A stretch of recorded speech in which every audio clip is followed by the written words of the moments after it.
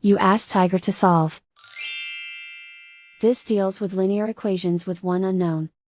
The final result is x equals 11. Let's solve it step by step.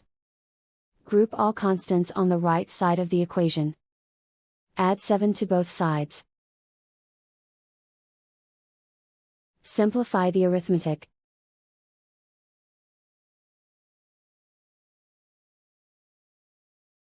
Isolate the x. Divide both sides by 2. Simplify the fraction.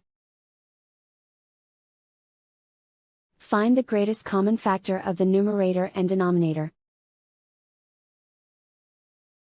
Factor out and cancel the greatest common factor. And so the final result is x equals 11.